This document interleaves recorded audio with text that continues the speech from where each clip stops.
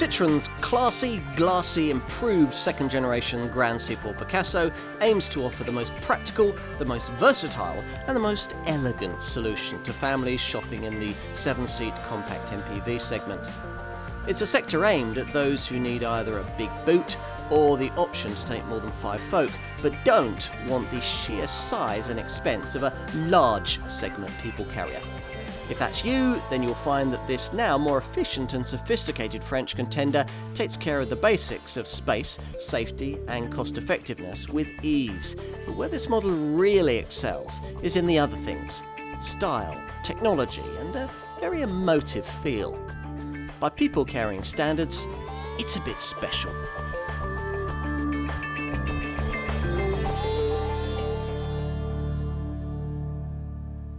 Buying a 7-seat MPV is usually an exercise in sacrifice. You accept the fact that in return for 3 seating rows, you'll get something boxy, boring and bland. Or will you? With this improved second-generation Grand C4 Picasso model, Citroën beg to differ on that score. The Picasso name has been synonymous with Citroën people carriers since the turn of the century, and with 7-seat MPVs since the first generation Grand C4 Picasso model was launched in 2006. That car tapped into the major growth area in this segment amongst buyers who really only needed 5 seats, but wanted the occasional versatility of a couple of extra fold-out chairs in the boot. This one makes that arrangement more usable, thanks to extra interior room that's been provided without the kind of excessive extra vehicle length that buyers in this sector don't want. This additional space comes courtesy of the class-leadingly long wheelbase conferred upon this car by a clever multi-patented EMP2 platform that's also claimed to sharpen up the handling. It all sounds very promising, particularly as these practical and dynamic virtues are clothed in what is arguably the most stylish shape ever to clothe a family-minded MPV. Less futuristic at the original launch of this second-generation model back in early 2014 was the relatively old-tech engine range and media connectivity on offer. Both these things, though, have been brought up to date since, and this revised Grand C4 Picasso now claims to be as efficient and media savvy as any family buyer could want it to be. In prospect, then, what we have here is a very clever people carrier indeed, with a glassy, futuristic combination of high-tech style and efficient practicality that ought to set strong standards in this segment. Does it? Well, let's find out.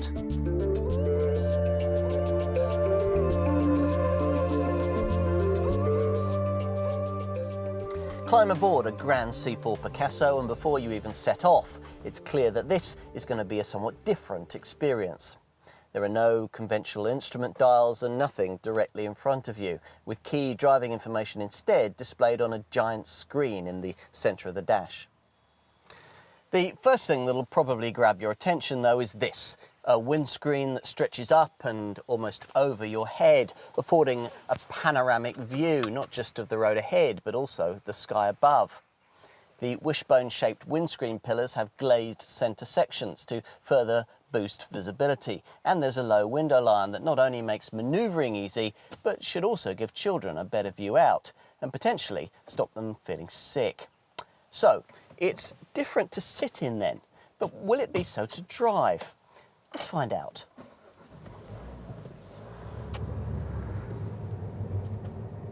We should start by telling you what's changed engine-wise with this car as part of the model updates we're reviewing here. Ever since this model's original launch in early 2014, Citroën has been gradually phasing out the old, relatively inefficient 1.6-litre mainstream engines it used to offer in its cars, VTI and THP petrol units and eHDI diesels. To replace these, we've been given something much better, especially in the case of petrol power, that now handled entirely by a downsized 1.2-litre 3-cylinder PureTech turbo unit that's available here in a single 130 brake horsepower guise. Despite this unit's downsized design, it's a far more willing power plant than the old 1.6-litre petrol engines ever were, with 230 newton meters of pulling power being enough to take you to 62 miles an hour in 10.8 seconds en route to 125 miles an hour.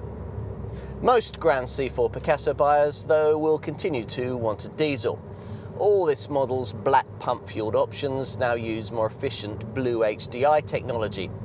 The majority of buyers will go for the 1.6 litre unit, offered with either 100 or 120 brake horsepower. You'll probably want to find the extra to get the pokier power plant, which ups torque from 254 Newton meters to 300 Newton meters, always a useful thing in any kind of people carrier. The Blue HDI 120 variant makes 62 miles an hour from rest in 11.3 seconds, en route to 117 miles an hour, which is 1.4 seconds and 8 miles an hour quicker than its feebler counterpart. If you want more pulling power than that, Citroën continues to offer its 2-litre Blue HDI 150 engine, which, if you can afford it, is probably worth looking at with this 7-seat body style if you're regularly going to be taking on longer trips while carrying lots of luggage or using all 3 seating rows. This top version improves the performance figures to 9.7 seconds and 130 miles an hour. Provided you avoid the entry-level diesel engine, your dealer will offer you the option of semi-automatic EAT6 transmission as an alternative to the conventional 6-speed manual stick shift. The EAT6 setup isn't a full auto, but a manual transmission without a clutch, which means that for smooth progress, you have to momentarily lift off between changes made via the steering wheel mounted paddle shifters. Until you learn to do that, the car will seem jerky and unresponsive, but once you adjust, the system actually works quite well and is certainly easier to use in the improved form fitted to this enhanced second-generation design. Whatever transmission you choose though, one thing remains constant: the silky smooth ride. It's the thing we like most about this car. It may come as news to some motoring journalists, but the majority of MPV buyers don't routinely want to throw their cars about as if they were on a stage from the RAC rally. What most of them would prefer is a model that rolls the red carpet over the average appallingly surfaced British B-road, as this one does. Nothing in this part of the market can better the pillowy ride quality on offer here. But the trick, which Citroën hasn't always mastered, is to offer this without inducing the kind of body roll and handling woolliness that removes any element of enjoyment from the driving experience altogether. In this respect, it's certainly true that this impressively refined Grand C4 Picasso is a useful step forward from earlier Citroën MPVs. A light, stiff EMP2 or efficient modular platform has shaved 140 kilograms off the curb weight of this second-generation design, and that's certainly helped in making the car feel more agile. But it's still some way off the sprightly standards of a rival Ford Grand C-Max or even a Renault Grand Scenic in terms of steering feel and body roll. And in true Citroën style, the brakes are quite heavily servo-assisted, reacting to the merest brush on the pedal. If you can ignore all of that, get familiar with the car and even start to push it a little through the corners, you'll find that the anchors are reassuringly effective, the steering's actually quite accurate, and the grip relatively plentiful. It's just getting to that point, something you probably won't manage on a brief test drive. In other words, don't be put off by initial unfamiliarities of design and drive. After all, you probably wouldn't be looking at this Citroën in the first place if you didn't want something just that little bit different from the usual character-free, compact people-carrying experience. Just enjoy this car for what it is as you float over road imperfections, marvel at the unusually hushed levels of refinement, and enjoy the benefits of a commanding driving position that's a huge help at roundabouts or when parking, and with this panoramic screen makes it seem like you're suddenly viewing the world in high definition.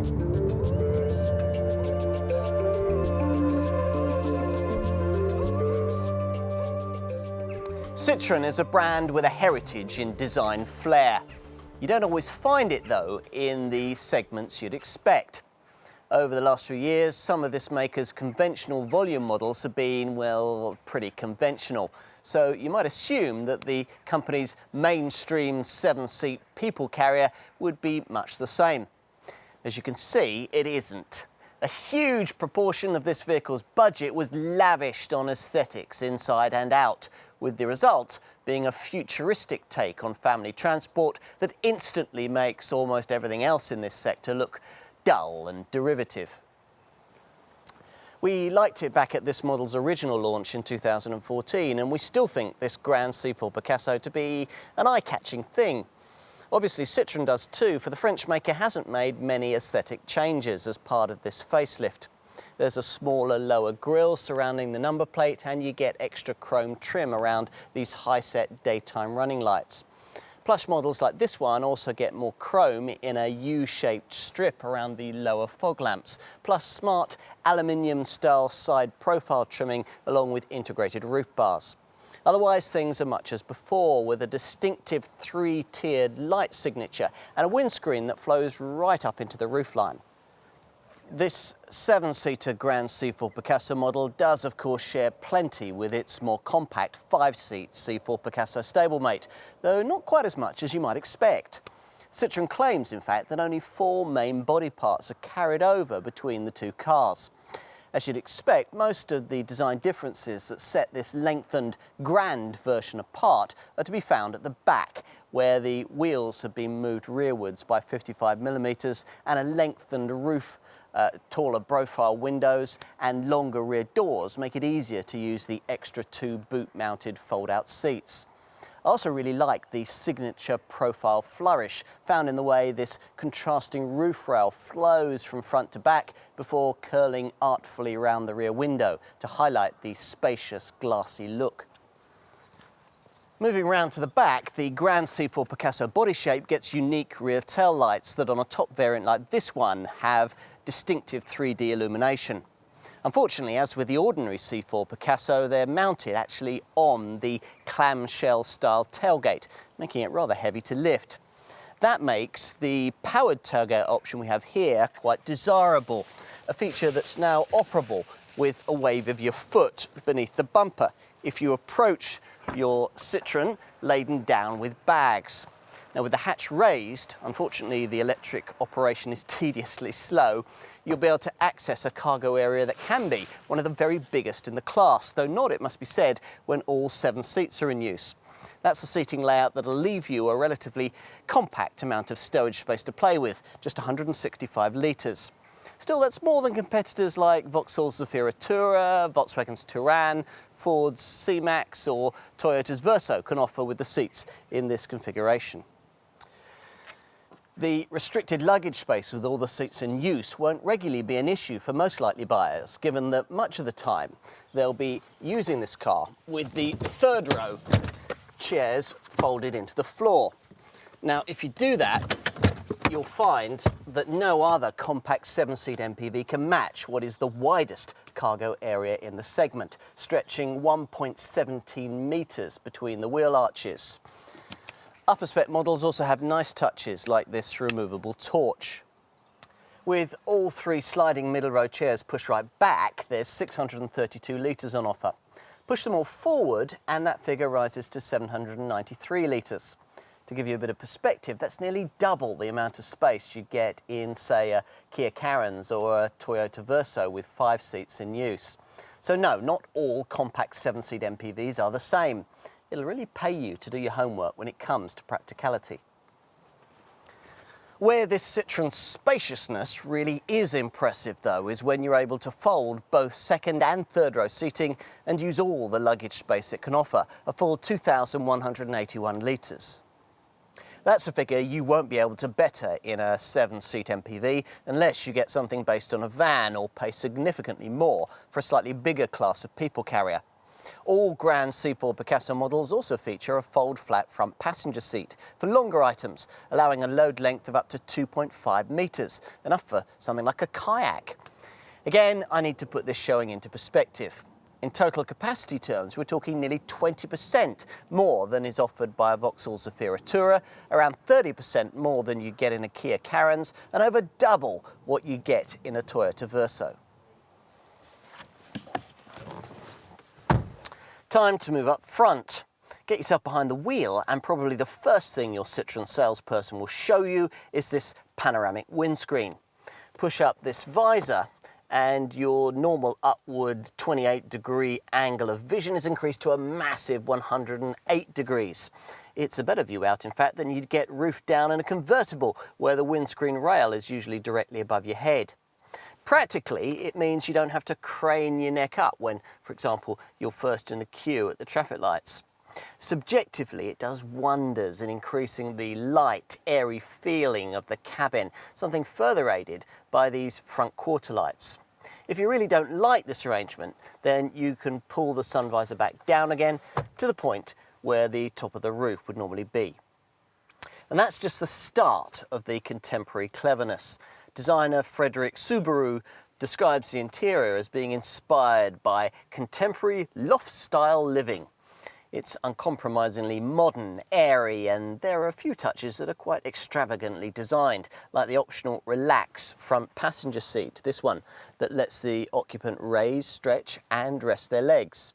The days of Citroens feeling built down to a price with all the design flair of a buffet car cheese sandwich are thankfully consigned to the past.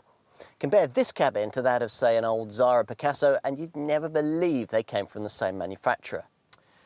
The dashboard is dominated by these twin screens. Now, most new cars have some sort of central infotainment screen these days, like this Citroen's tablet-style 7-inch touch drive interface lower display.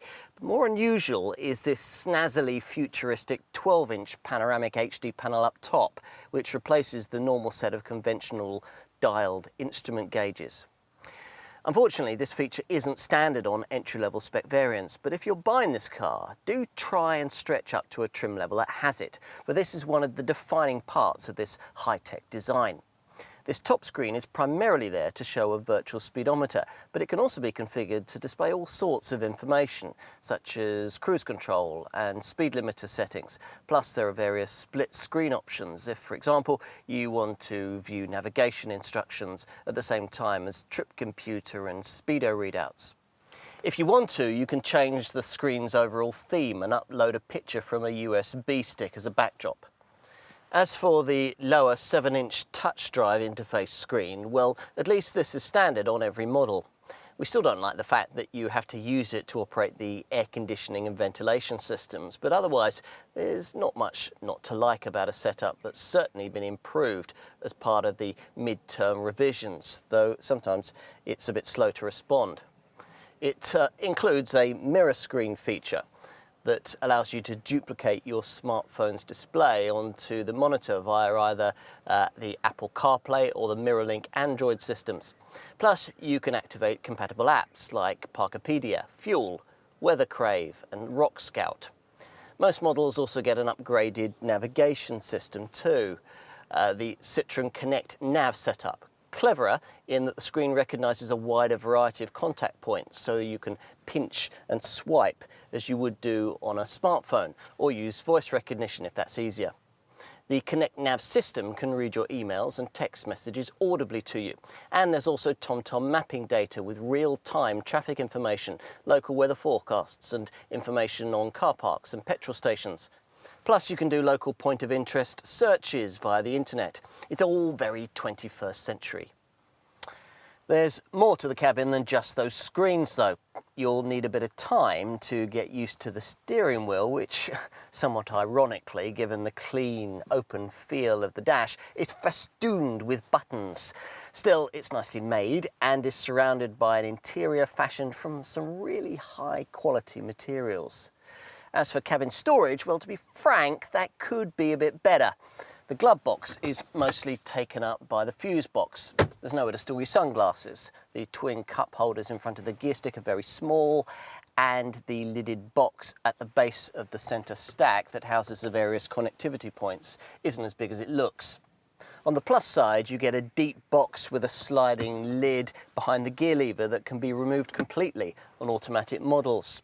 There are useful underseat drawers, and these front seat armrests give a captain's chair type feel.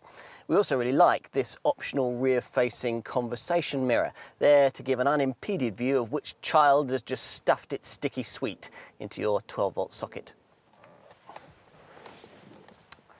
So, how will those children fare once they're installed rearwards and ready to plug their gaming equipment into one of the three 12-volt sockets scattered around the car? Well, pull open rear doors that open wide to a 65-degree angle for excellent access, and it suddenly looks pretty spacious. With comfort you can readily appreciate thanks to a proper seating arrangement. Unlike many people carriers, this one doesn't position the unfortunate middle rear passenger with legs astride a central transmission tunnel and perched on some hard and narrow piece of bulging foam. Instead, there's a completely flat floor and a rear cabin seating area made up of three separate, identically sized chairs, all with Isofix child seat mountings that can be reclined, slid backwards and forwards independently of one another, or folded flat completely. That's really useful. Say you've got a small child on a booster seat in the back. You can push them forwards so that their needs are more accessible. The various seat folding options are helpful too. So, for example, if the middle seat's not in use, then it can serve as a table to serve the outer two passengers. Alternatively, if you're only using the middle seat, you might want to use the cinema-style feature on the outer two that enables the seat bases to be flipped up for extra floor storage. Talking of tables, these aircraft-style fold-out ones are built into the front seat backs as standard, and if you want, you can get them illuminated by neat LED lights as here. Kids' toys or things you want to store away from prying eyes can be concealed in two neat underfloor compartments. There are also dedicated cabin vents on each side of the car. If you want the cabin to feel a little more airy, there's the option of a huge panoramic glass roof that ups the combined glazed area to a greenhouse like 5.7 square metres. Want more privacy? No problem. You can specify dark tinted rear windows and these integrated retractable rear side window sunblinds if you want to. Finally, a word or two about the feature that sets this Grand C4 Picasso apart from its five-seater showroom stablemate, the third seating row. This is certainly easier to get to than it was on the pre-2014 first-generation model, thanks to a neat one-handed easy entry system. Get yourself seated and there are pluses and minuses. The dedicated air vents, climate buttons and cup holders are nice. Citroën reckons that it's class-leadingly spacious back here, but that still doesn't mean it'll be especially comfortable for two tall adults on a long trip. Having said that, we need to be fair about this. No compact MPV of just 4.6 metres in length is going to be able to offer that. On the plus side, the fact that the second seating row has the widest sliding range in the segment means that if you are travelling 7-up, it'll be easier to tailor the cabin to the needs and heights of your various occupants.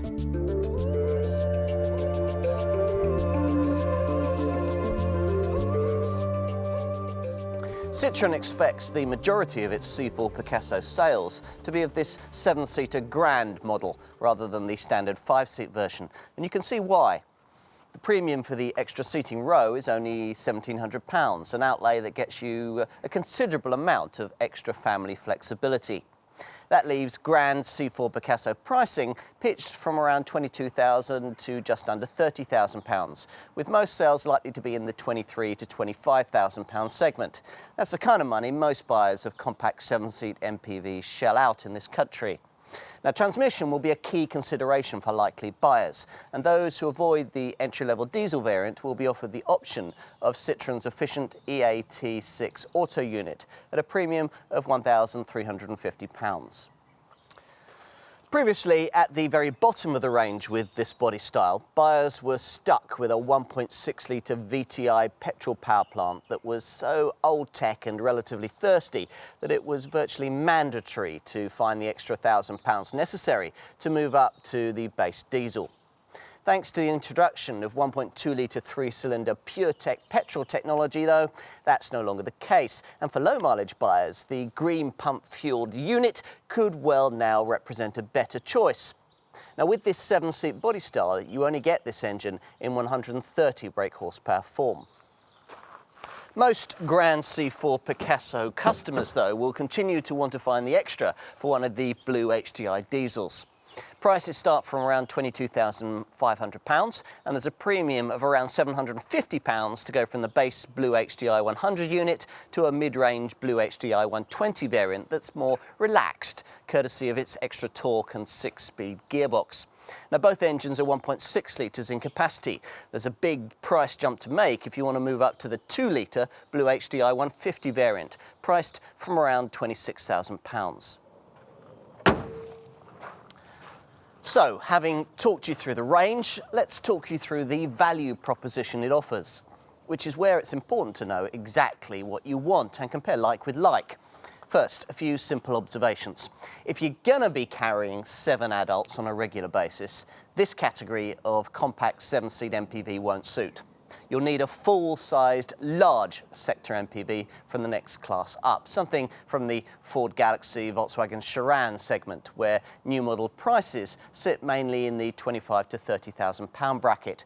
Or maybe something even bigger, like Citroen's own Space Tourer, a van-based MPV priced between £28,000 and £35,000 and able to seat up to 9 people.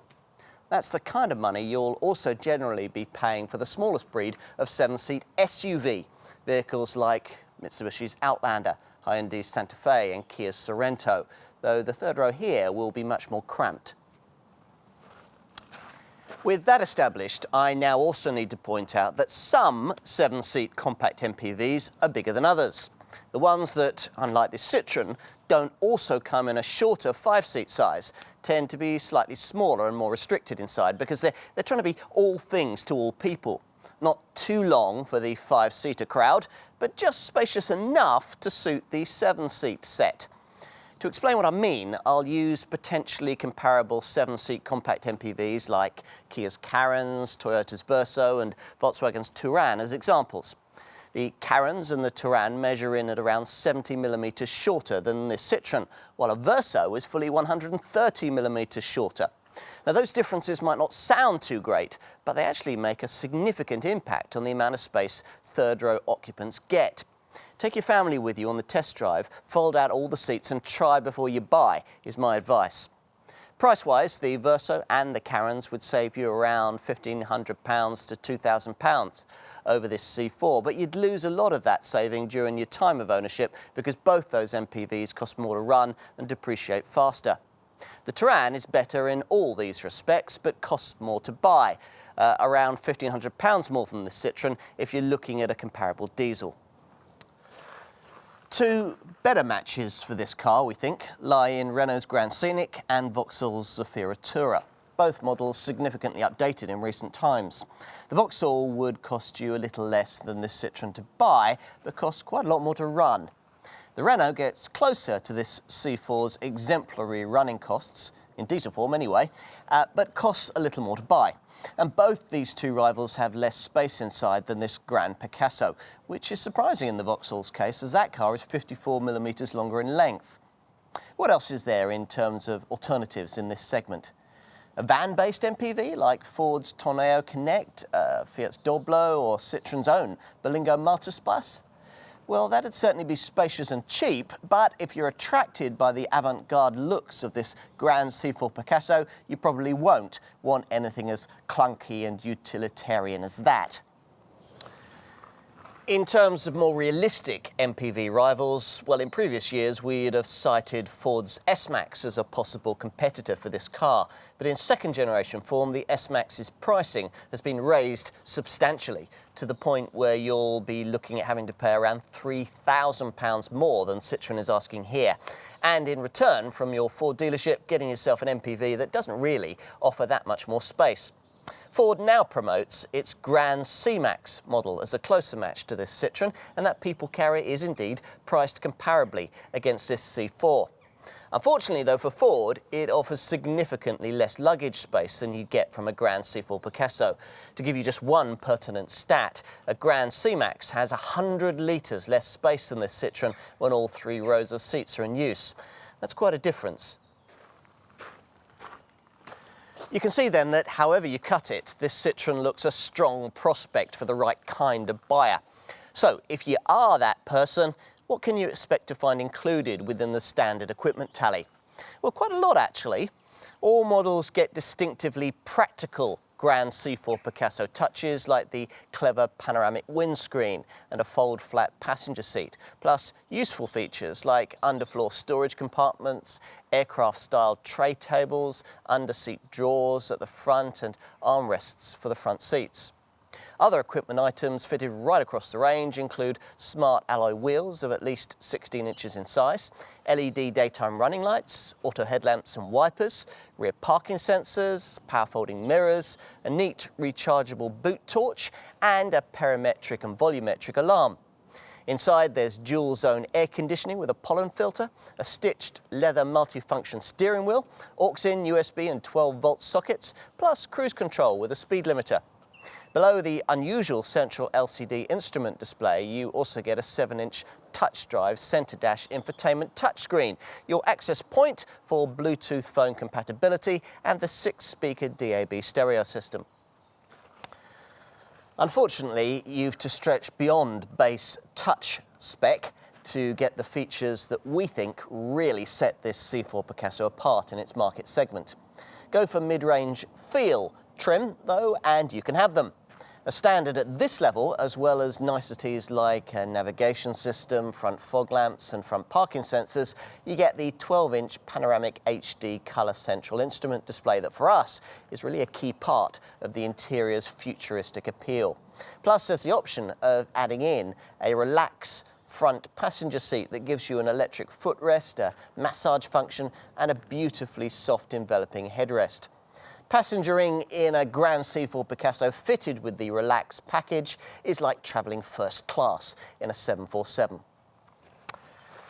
At the priciest end of the range, flagship Flare variants like this one include that Relax package as standard, as well as extending some of its luxury to the driver too.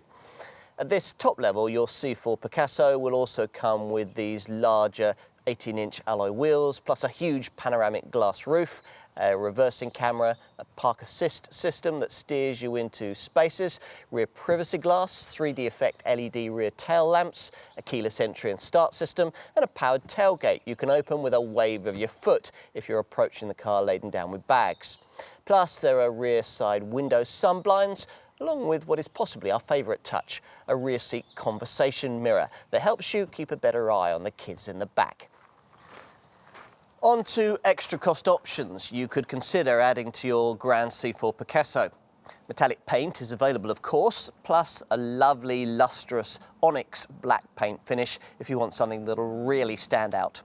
Half leather or full leather upholstery packages are also available, along with xenon headlamps, a 360-degree camera system, and practicalities like a demountable tow bar and the usual roof racks and storage systems for bikes, skis, snowboards and roof boxes. Bear in mind too that if you go for a basic level of standard spec, you can add in many of the nicer features you might want as individual options, though it's better first to consider having what you want bundled up as part of one of the various optional packs that Citroën offers. And we'll cover these now. You can have the child observation mirror and the rear side window blinds I mentioned earlier if you go for the inexpensive kids pack that many Grand C4 Picasso buyers specify. If you've got more to spend though, bear in mind that these two items also feature in a convenience pack for base touch spec models that additionally includes navigation and keyless entry, so you might prefer to go for that. Alternatively, if luxury and aesthetics matter more, you can also add in a style pack. On a base touch variant, this includes 17-inch wheels, dark tinted glass, the panoramic roof and aluminium style side profile trimming with integrated roof bars. Get your style pack on a mid-spec feel model and the wheel rims are 18-inch in size, plus, as well as the features just mentioned, you get LED technology for the rear lamps and front indicators too. At that mid-spec feel level, there's also the option of a feel convenience pack that gives you a powered tailgate, the park assist system, active radar guided cruise control and an auto dimming rear view mirror, plus additionally includes 4 key electronic safety items too. An active lane departure warning system that stops you from drifting out of your lane on the highway. A blind spot monitoring system stops you from dangerously pulling out to overtake. An active seatbelt safety system uses Mercedes-style seatbelts that pull back automatically when you buckle up to optimize protection. And intelligent beam headlamps that automatically dip themselves in the face of oncoming traffic at night. If all you really want are extra electronic safety features like those, then your Citroën dealer will direct you instead to one of the optional driver assistance packages.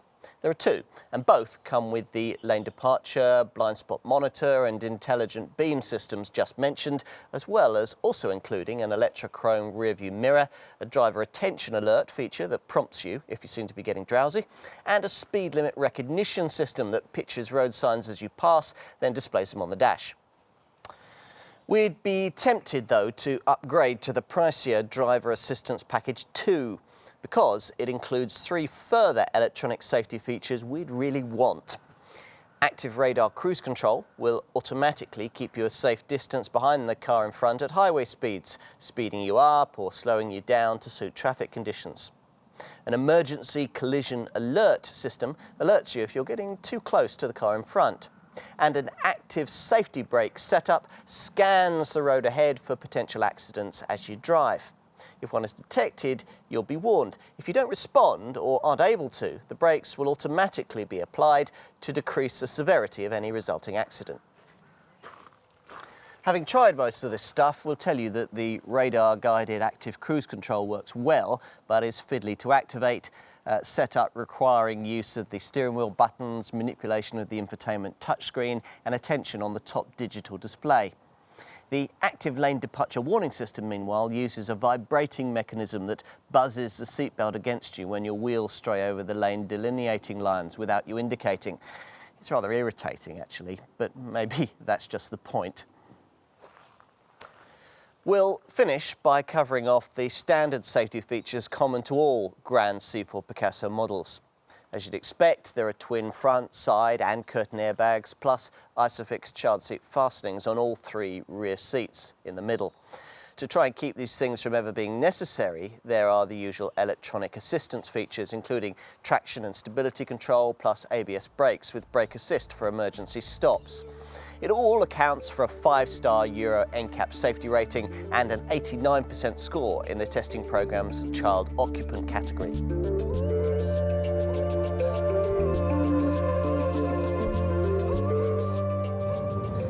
As we touched upon earlier, on-the-limit handling won't be a priority for MPV buyers, but 3 other issues most certainly are: practicality, safety and cost of ownership. The first 2 areas are well covered by this car, but does it stack up on the balance sheet?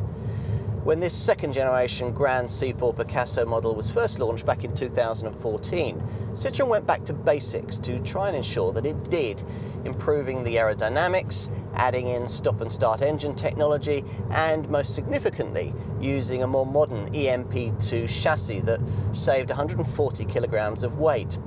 Now that last change was somehow enough to make this big 7-seat MPV lighter than the brand's smaller, super mini-sized C3 Picasso model.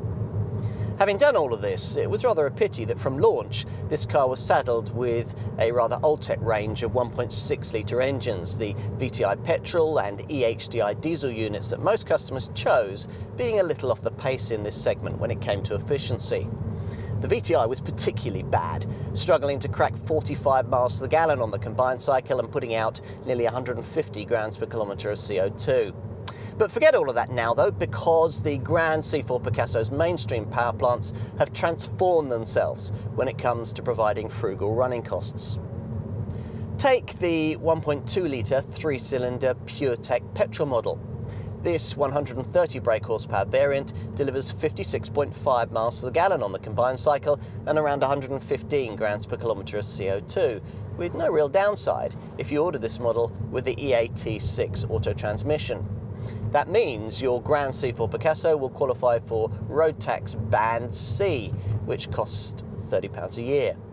If you prefer Blue HDI diesel power, you're looking at 74.3 miles to the gallon on the combined cycle and around 100 grams per kilometre of CO2 for the 100 brake horsepower model. or 70.6 miles to the gallon and around 105 grams per kilometre if you go for the 120 brake horsepower version we're trying here. So, how have Citroën's engineers achieved such big efficiency gains? With the PureTech petrol models, the answer lies in lighter weight and a 30% reduction in mechanical losses that are due to friction. As for the PSA Group's Blue HDI diesel technology, well, the concept here is based around a clever three-step after-treatment system designed to better eliminate the 4 nasty pollutants that diesel units usually put out, namely unburnt hydrocarbons, carbon monoxide, nitrogen oxides and particulates. The first stage sees the unwanted hydrocarbon and carbon monoxide elements converted into harmless water and carbon dioxide.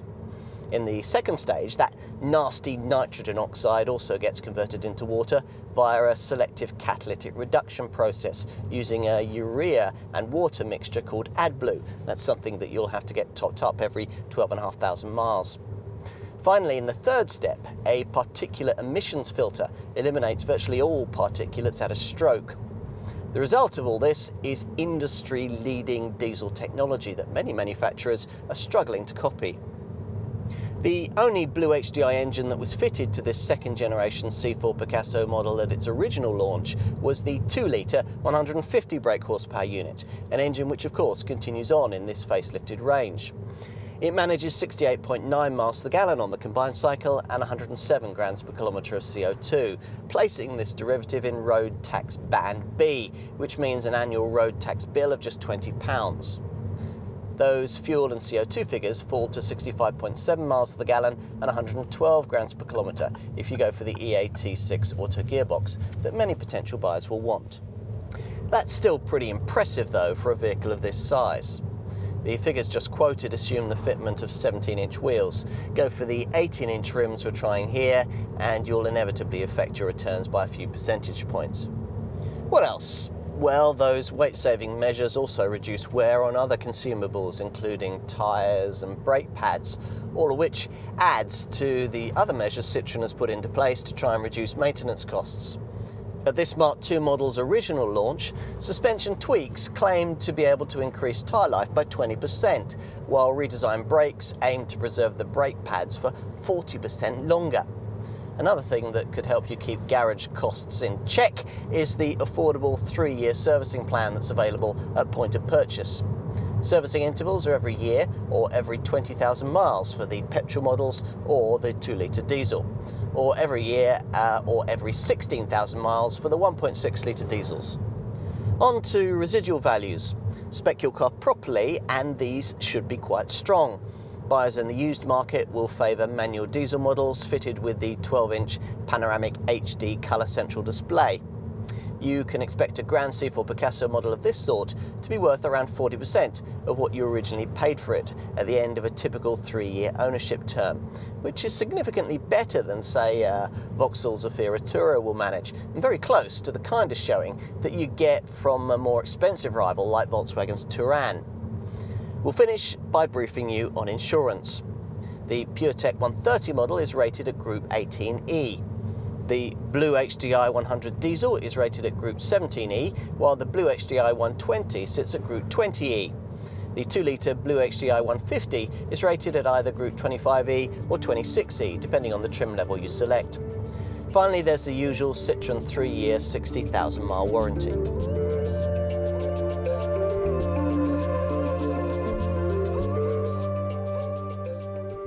So, if you want a compact but spacious 7-seat MPV, look at the bigger pick. Is it that simple? Well, it depends upon your priorities, I suppose. There may be some buyers in this segment for whom ultimate driving dynamics dictate the choice of a Ford or a Vauxhall in this segment. I can only imagine these people to be in the minority though. Most, in search of a modern people carrier, prioritise practicality, running costs and clever design. If, as here, they can have all of this with class-leading style and technology thrown in, then so much the better. This second-generation C4 Grand Picasso MPV developed this proposition, then further sharpened it with the well-judged package of revisions we've been reviewing here. In its original form, this Mark II model's futuristic looks always seemed a little out of kilter with the old-tech petrol engines and rather basic levels of media connectivity provided. With all this now sorted, this C4 Picasso offers perfect proof that a people carrier can do more than just provide comfortable, efficient transport. It can be, well, what Citroëns once were: clever, futuristic, expressively designed. Cars you'd be genuinely proud to own. I think you'd feel like that if you needed a model of this kind and this were on your driveway. True, it's a pity that you have to stretch to an up-spec trim level for all the features that show this car at its best. But if you can do that and tick all the right boxes, you'll get a people carrier that really seems to have been created with a bit of love, with an appealing mix of French flair and German solidity. From the panoramic windscreen to the lounge-style massaging passenger seat, from the widescreen HD instrument display to the fact that you can sit and Facebook your friends on the touchscreen, it's a car that's a joy to operate. And for me, a joy to look at, as different and refreshing in design as it will be to own. In short, the Citroën we used to know is back. The manufacturer that took risks, created magic and brought us cars that sat apart from the ordinary norm. If that sounds appealing and you're in the market for a model like this one, then we think you'll find a lot here that you'll like.